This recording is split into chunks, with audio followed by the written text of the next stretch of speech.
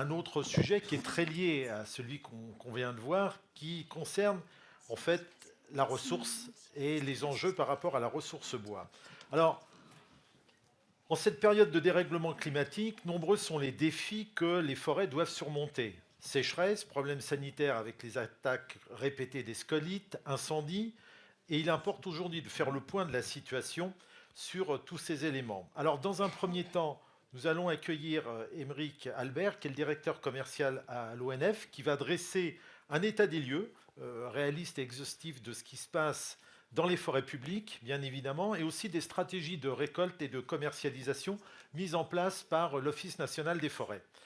Mais aujourd'hui, nos forêts, elles sont à la croisée des chemins et on se pose tous des questions par rapport à ça. Et sans la main, je dirais, bienveillante de l'homme, un renouvellement rapide semble utopique. Donc sur ce sujet-là, il faut aussi œuvrer beaucoup. Et Vincent Naudet, qui est le directeur général des pépinières Naudet, nous parlera de la vision de la France en termes de plantation par rapport à d'autres pays européens notamment, mais aussi des ambitions du gouvernement et des moyens importants qu'il faudra déployer en fait pour répondre à terme aux demandes des industriels transformateurs de la filière bois. Enfin, Jean-Michel Servan, qui est le président de France Bois Forêt, évoquera avec nous aussi les différents programmes et études qui sont lancés sur la ressource forestière et dans quel cadre elles s'articulent et se complètent. Donc, messieurs, merci de bien vouloir me rejoindre. On peut s'installer là. Et puis, moi, je vais passer dans un premier temps la parole à Émeric Albert pour qu'il nous présente effectivement sa vision de la ressource bois. La parole est à vous. Merci. Merci. Bonjour à tous. Donc, Émeric Albert, je suis le directeur commercial bois de l'Office national des forêts. Donc, pour ceux qui ne connaissent pas l'ONF, c'est un établissement public sous tutelle de l'État français qui gère les forêts propriété de l'État et les forêts des collectivités, conseils régionaux, donc toute la partie gestion forêt publique. On gère 25% de la surface forestière française et on met en marché chaque année environ 40% du volume de bois commercialisé en France, environ 12 millions de mètres cubes. Donc je vais essayer de vous présenter l'état de la forêt publique française par rapport aux modifications climatiques et son niveau de stress. Et puis j'essaierai de vous donner un peu des perspectives à court terme de récolte et aussi de renouvellement forestier à horizon 50 ou 100 ans, parce que malheureusement, le temps de la forêt, ce n'est pas le temps de la logistique. Et on est obligé de se projeter, nous, à 50, 100, 200 ans, quand on parle, par exemple, du chêne. Alors, pour ceux d'entre vous qui étaient déjà à l'Assemblée générale de la FNB l'année dernière, il y aura un petit peu de redite, mais j'aurai actualisé mes chiffres. Globalement, autant le forestier, une tempête, on sait comment ça se gère. C'est facile, enfin c'est facile. Il y a un T0, c'est-à-dire qu'à un moment, la forêt, il y a du vent, la forêt tombe, on peut se repositionner et reconstruire la forêt. Dans ce qui nous intéresse aujourd'hui, le dépérissement en forêt, c'est quelque chose qui est beaucoup plus lent, beaucoup plus insidieux. On sait quand est-ce que ça a commencé. Enfin, on estime que pour nous, ça a commencé en 2017, qui est pour nous la dernière année de climat normal, mais on ne sait pas quand est-ce que ça va s'arrêter. Et on sait qu'il y a un vrai risque que ça dure dans le temps et que ça s'amplifie. Alors, on a essayé de mettre en place un indicateur assez factuel pour mesurer le niveau de stress de nos forêts. Donc c'est quelque chose qui est assez simple, hein. C'est le volume de bois dépérissant qu'on suit au niveau national comparé à la totalité de notre récolte. Ça permet de mesurer le phénomène. Donc je vous ai mis le graphique. Ce qui est intéressant, c'est la courbe en rouge, en pointillé rouge, qui est le taux de bois dépérissant qu'on récolte en forêt publique depuis 2017. Aujourd'hui, un arbre sur 4 qu'on récolte en forêt publique est un arbre dépérissant, attaqué par un pathogène ou qui souffre de la sécheresse ou du changement climatique. Donc 1 sur 4. C'était 1 sur 3 il y a un peu plus d'un an.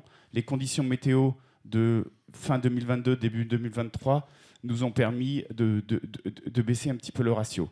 Et à partir de cet indicateur-là, on a pu définir une stratégie de gestion de crise sur chacun de nos territoires. C'est important pour nous parce que, comme je vous dis, c'est un phénomène insidieux qui peut avoir des répercussions RH sur la gestion sur le moral de nos collègues, la difficulté de jamais voir la fin, de jamais pouvoir se reprojeter.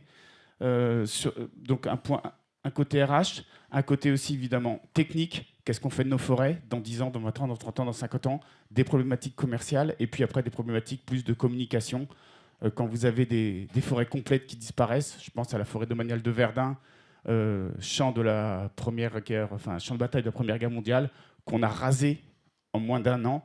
Il y a des gens, ça a été un traumatisme aussi pour eux, donc on doit aussi expliquer ce qu'on fait. Et c'est pour ça qu'on a défini un système de gestion de crise par rapport à ce dépérissement en forêt publique. Alors, globalement, on a une augmentation de plus de 50% de la mortalité en forêt constatée depuis 10 ans. On a un phénomène qui se concentre dans le quart nord-est de la France, avec évidemment l'épisode de crise colite qu'on a connu de 2018 à 2022, mais ça concerne la totalité des essences aujourd'hui. L'épicéa, le sapin, le chêne, le hêtre, le pin, le douglas, toutes les essences aujourd'hui sont concernées avec des degrés en fonction de la localisation, mais on a quand même un phénomène qui se déplace et qui commence aujourd'hui à concerner les massifs forestiers des Landes, du Massif central qui avait été épargné jusqu'à maintenant. Alors, en termes de stratégie, on a 2 problématiques qui se posent à nous. Il y a déjà une stratégie de commercialisation immédiate. Aujourd'hui, on récolte jusqu'à 50% de bois dépérissant sur certains secteurs.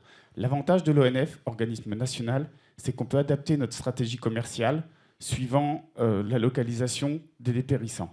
Par exemple, on a tous connu les mouvements de l'Est de la France d'épicéa qu'on a pu commercialiser dans l'Ouest de la France. On a ralenti les récoltes dans l'Ouest pour laisser la place au bois issus de la gestion de crise. Donc c'est vraiment la problématique immédiate. On a des bois qui meurent, comment on les commercialise, avec l'objectif vraiment de préserver la qualité de la matière. On est très à cheval sur la hiérarchie des usages. On a un sujet aujourd'hui, alors peut-être un petit peu moins maintenant, mais c'était le cas il y a quelques mois, avec le prix de l'énergie, on pouvait avoir une dérive du bois d'œuvre vers le bois énergie. Et ça, nous, on souhaite vraiment prioriser l'usage en termes de bois d'œuvre. Autre sujet, alors c'est à plus long terme, c'est donner une perspective à nos industriels. La forêt, aujourd'hui, on sait qu'elle va avoir des difficultés. On a une approche d'essayer de voir et de mesurer l'impact des forêts à horizon 50 ans. Comment vont réagir les peuplements d'ici 50 ans? Et de donner des visibilités aux industriels pour qu'ils puissent cadrer leurs investissements. Excusez-moi, je suis un peu essoufflé. J'ai beaucoup de messages à vous dire en moins de 10 minutes. Pas de stress. Alors, en termes de renouvellement du peuplement forestier, on estime que 50% des surfaces de forêt publique aujourd'hui sont aptes à résister au scénario du GIEC d'une augmentation de plus de 4 degrés à horizon 50 ou 100 ans. Mais ça veut dire aussi qu'on a 50% des surfaces qu'il faut qu'on accompagne en termes de renouvellement.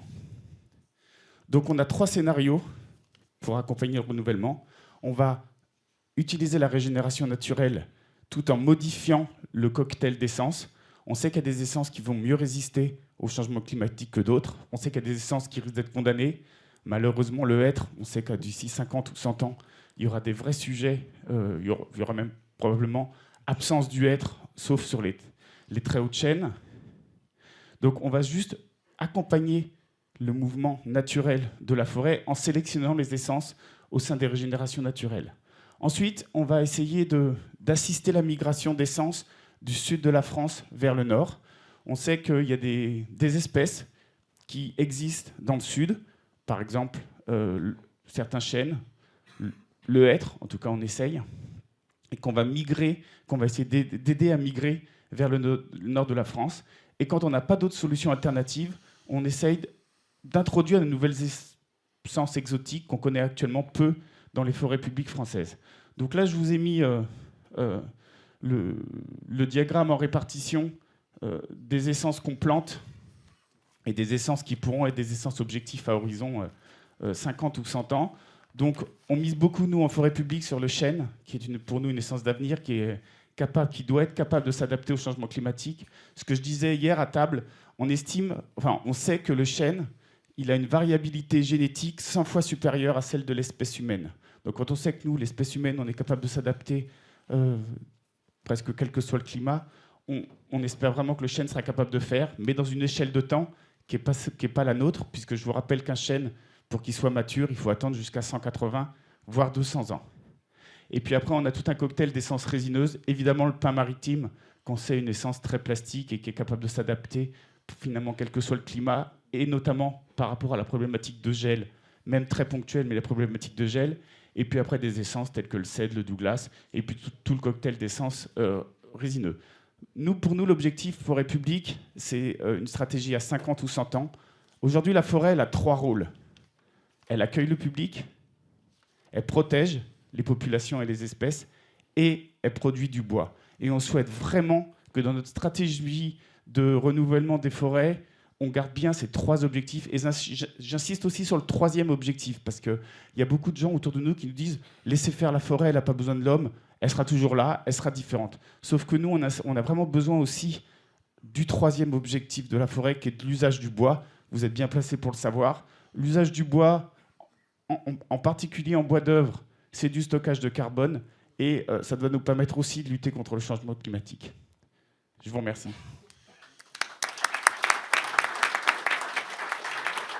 Monsieur Modet, on vous passe la parole. Merci. Bonjour à tous et à toutes. Moi, je vais vous parler un petit peu du premier maillon de la filière, qui est la pépinière et le reboisement, parce que pour faire des forêts, il faut planter.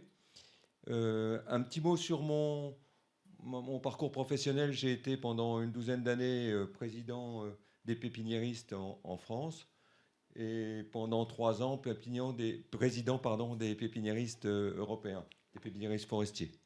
Donc j'ai une vision assez globale de ce qui se fait en France et aussi chez nos voisins, et c'est ça que je voudrais vous exposer aujourd'hui. Alors on est bien loin de l'utilisation du bois pour les palettes, mais c'est quand même un maillon essentiel de la filière, et il faut bien comprendre la façon dont ça fonctionne.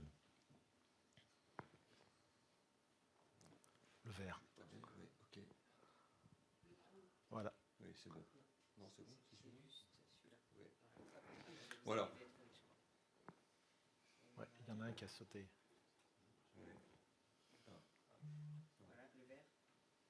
C'est bon. Voilà, juste un petit focus sur ce qui se fait au niveau mondial. On sait qu'il n'y a que 7,2% des forêts qui sont plantées dans le monde, donc c'est pas beaucoup, mais ça produit environ 30% des utilisations de bois rond industriels. Donc ça, c'est très important. C'est pour ça que la plantation les chiffres de plantation sont très importants pour appréhender la ressource à venir. Alors en France, on a beaucoup planté après la Première Guerre mondiale, puisqu'il y a 40 000 hectares, on parlait de la forêt de Verdun tout à l'heure, 40 000 hectares qui ont été plantés juste après la Première Guerre mondiale.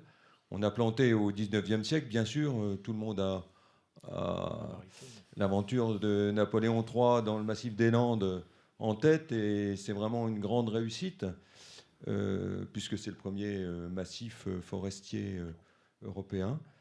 Bon, après, on a eu le Fonds forestier national à partir de 1947 qui a fait un gros travail, puisqu'on a planté 2,3 millions d'hectares à cette époque-là. Malheureusement, le Fonds forestier national s'est éteint en 90. On peut dire qu'il y avait plusieurs raisons à cette extinction. Bon, il y a des raisons financières, bien sûr, mais il y a aussi des raisons d'utilisation des fonds qui étaient mis à la disposition du FFN et qui n'ont pas été utilisés pour faire de l'investissement comme c'était prévu au départ. Donc, c'est un système qui a fonctionné, qui maintenant appartient au passé, mais dont on a pu mesurer l'importance et les résultats, parce que c'est aujourd'hui les bois qui sont coupés sont des bois principalement issus des plantations qui ont été faites par le FFN. Alors on peut regarder maintenant un petit peu ce qui se fait dans les pays qui sont voisins et qui nous concernent tant au niveau de la production de bois que de la production de palettes pour vous. L'Allemagne plante 150 millions de plants. Elle a eu planté 300 millions dans le passé, donc c'est des gros investissements. La République tchèque, qui a une petite surface, 160 millions. La Hongrie, 220 millions. La Suède, 370 millions. La Pologne, 800 millions. et la France 70 millions. Donc on peut mesurer ici la hauteur de notre investissement dans les plantations. À titre indicatif, on voit que la Chine plante 7 millions d'hectares chaque année. Donc ça, alors après, les densités sont différentes, mais c'est au moins 9 milliards de plants. On peut citer d'autres pays comme la Turquie, qui plante 800 millions de plants par an. On peut citer l'Italie aussi, qui ne plante pas du tout. C'est un autre exemple.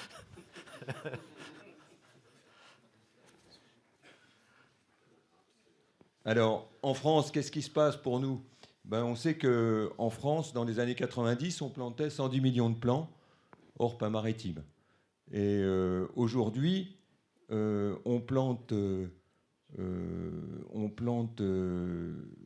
70 millions de plants, mais avec du pin maritime, ce qui fait qu'on est environ 3 fois moins important dans les autres essences que le pin maritime que ce qu'on faisait dans les années 90.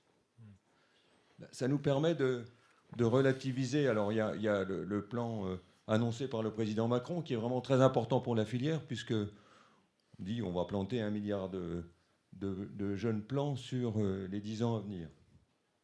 C'est beaucoup 1 milliard, mais bon, il faut relativiser parce qu'1 milliard, ça fait jamais que 100 millions par an. 100 millions, ça peut paraître important, mais c'est en fait 30% de moins que ce qu'on faisait dans les années 90. Donc certes, c'est des objectifs ambitieux qui sont réalisables, mais il faut, c'est un bon départ, on va dire. Il faut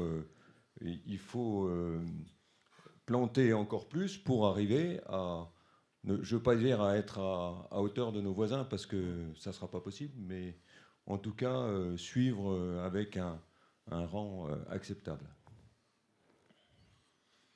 Alors les défis à relever sont importants, parce que effectivement la matière, et vous êtes les premiers à la demander, elle doit être disponible, et aujourd'hui elle risque de ne pas l'être. Alors quand un marché est en décroissance, c'est pas très grave. Quand il augmente, c'est plus important. Et le deuxième défi qu'on a à relever, c'est les changements climatiques, parce que les changements climatiques sont là, on peut les mesurer tous les jours, et la forêt encaisse le choc. Émeric Albert nous l'a bien rappelé, et les conséquences des changements climatiques, elles sont très importantes, et elles vont se manifester dans les années qui viennent d'une manière encore plus importante. C'est pas ponctuel, c'est pas 2 degrés. On dit 2 degrés, c'est pas important, mais 2 degrés, si c'est en moyenne sur toute l'année, c'est très important. Et donc, pour contrer les changements climatiques, il faut planter, parce qu'il faut qu'on mette en place des variétés forestières qui résistent au climat de demain. Et aujourd'hui, la pression écologiste est très forte. Et quand je dis écologiste, c'est dans le mauvais sens du terme, bien sûr, parce que nous sommes tous des écologistes, et nous devons tous travailler pour l'avenir de la forêt. Mais aujourd'hui, quand on dit une forêt, on va reproduire l'existant, parce que c'est plus facile à faire, parce que la forêt peut se débrouiller toute seule, c'est se tirer une balle dans le pied, parce que la forêt, et je conclurai avec ça, la forêt, elle évolue à raison d'1 kilomètre par an, alors que le changement climatique, il va à 10 km par an. Donc en fait, il y a un facteur 10 entre ce qu'on a aujourd'hui et ce qu'on aura demain. Et on ne peut pas faire autrement que de planter, que d'enrichir, de manière à ce que la forêt qu'on va laisser à nos enfants soit adaptée au climat de demain. Vous avez un site qui est très intéressant. Vous pourrez prendre l'adresse là sur le slide et puis y aller. Ça vous donne les cartes par essence qui permettent de voir comment l'essence sera adaptée au climat de demain, dans 20 ans, dans 30 ans, dans 50 ans, avec des scénarios, un scénario normal, un scénario optimiste et un scénario pessimiste. Et on voit par exemple, si on prend quelques espèces, si on prend l'épicéa, on voit que dans 50 ans, l'épicéa occupera 5% du territoire national. Donc, à contrario, si on prend le pin maritime, on voit que le pin maritime, dans 50 ans, quel que soit le scénario, il sera adapté dans tout le pays. Donc, il y a vraiment une nécessité d'investir.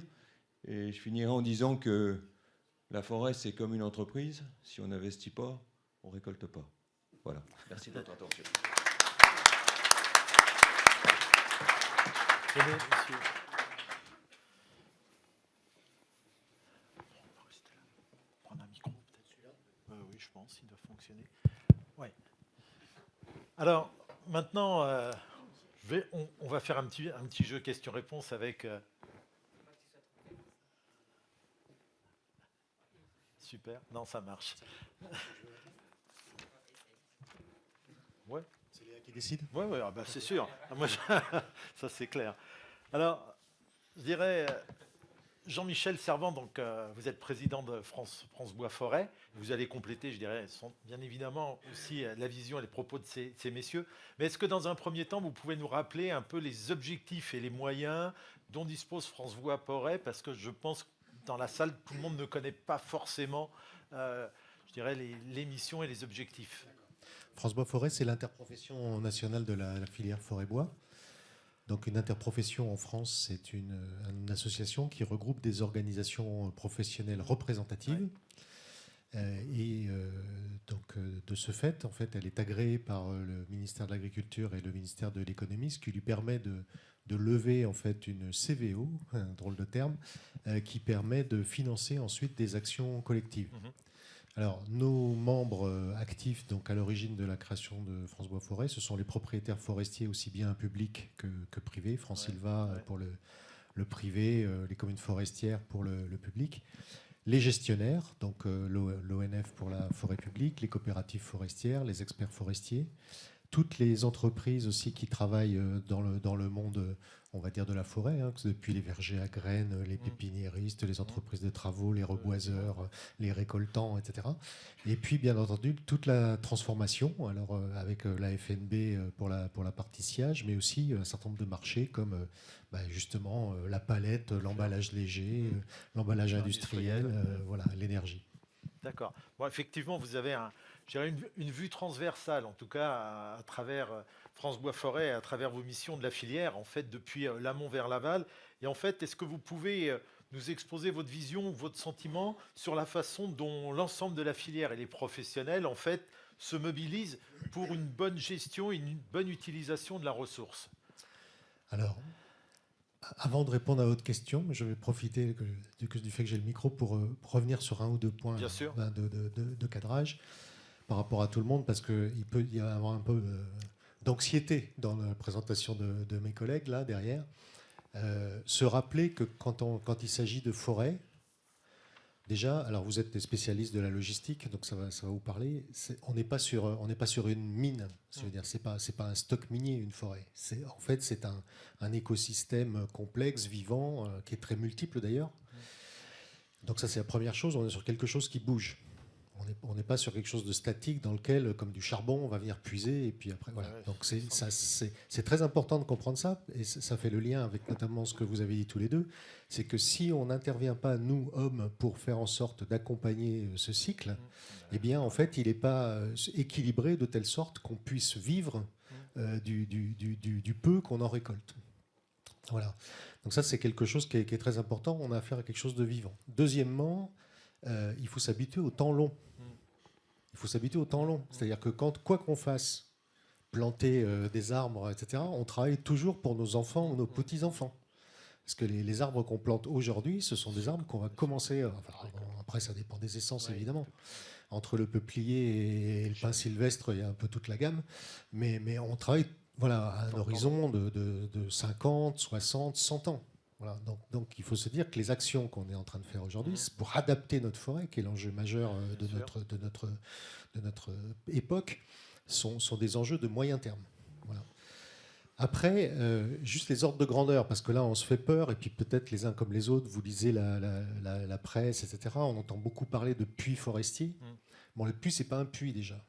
Le puits, c'est un indicateur qui est la variation du stock forestier, c'est-à-dire la quantité de bois sur pied en forêt, d'une année sur l'autre.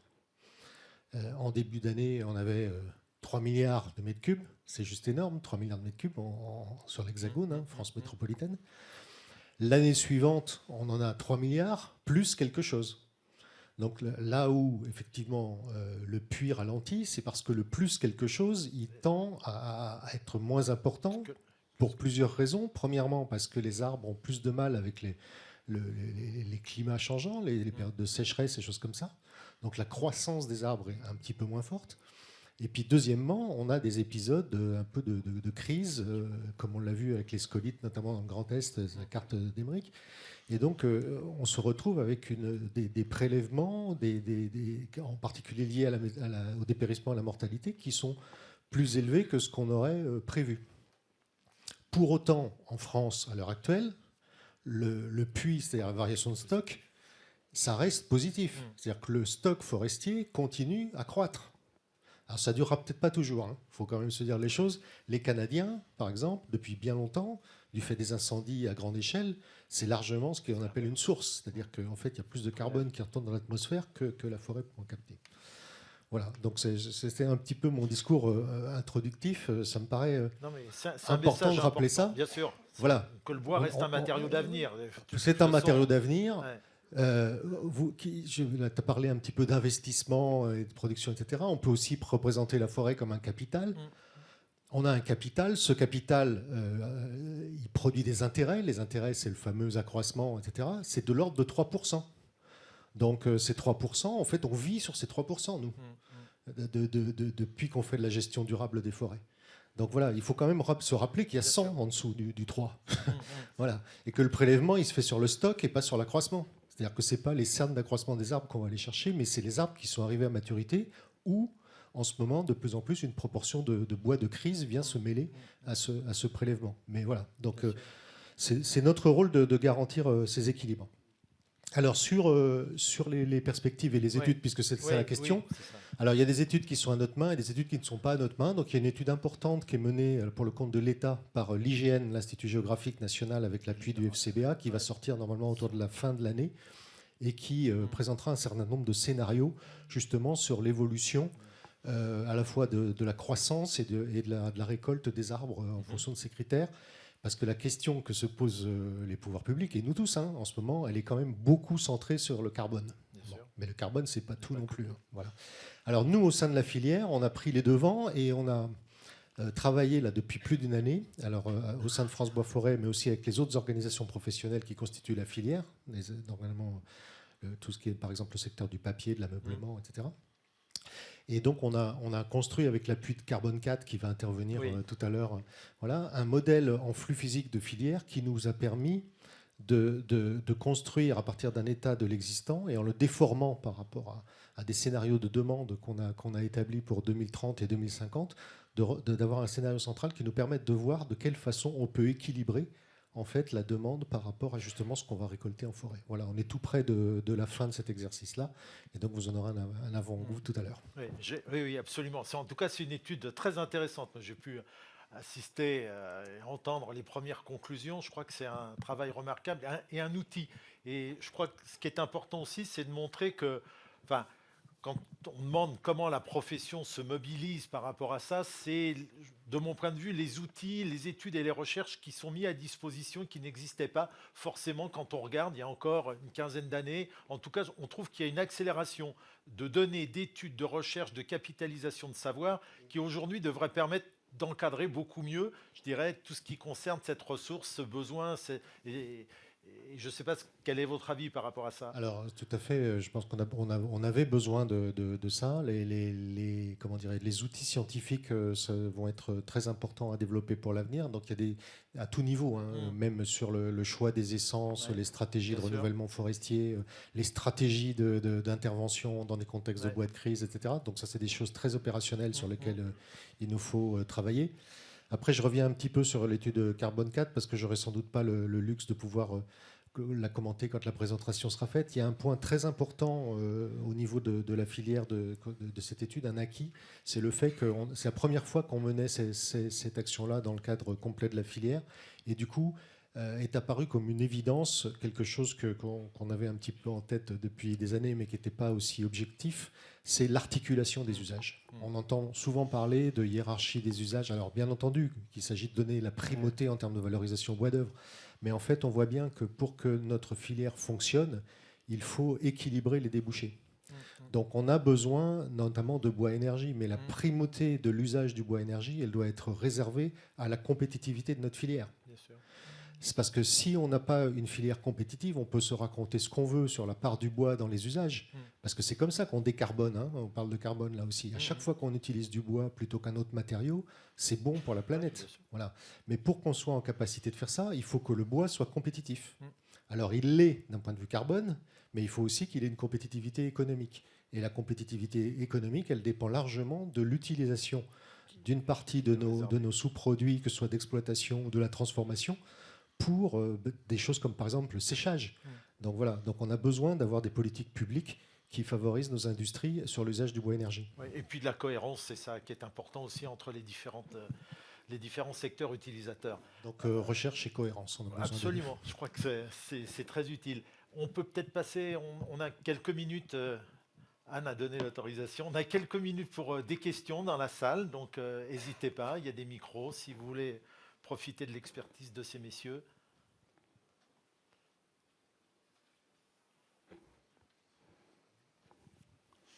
Bonjour, Renaud Cornu et Palia. Juste pour ma culture personnelle, quand on dit 70 millions de plants par an, c'est quoi le taux de transformation? Il y en a combien qui arrivent à maturité? Ça, c'est une question pour vous, monsieur Naudet. Alors 70 millions de plants par an, évidemment, ce n'est pas 70 millions d'arbres qui vont être exploités à terme. Hein. On plante en densité aux environs de 1200, 1300 plants à l'hectare. Et quand la récolte finale, la coupe rase, enfin j'hésite à dire coupe rase parce que c'est presque un gros mot aujourd'hui, mais en fait il faut bien faire des coupes rases si on veut reboiser derrière. Mais quand on fait la coupe rase, on a 250, 300 tiges à l'hectare maximum. Tu peux donner peut-être en rejet naturel, parce que pour le coup, tu parlais de l'évolution du chêne. En fait, un chêne, quand il fait une glandée et qu'on est dans une régénération naturelle, on est sur des taux... On a plusieurs millions de plants à l'hectare et on finit à 70 chênes à l'hectare 200 ans plus tard. Et ceux-là, ils ne sont pas dans les statistiques. D'autres questions? Non? Bon, bah écoutez, on espère qu'on vous a averti et donné les bonnes informations. En tout cas, on remercie tous ces messieurs qui ont bien voulu nous parler de la ressource bois. Merci beaucoup.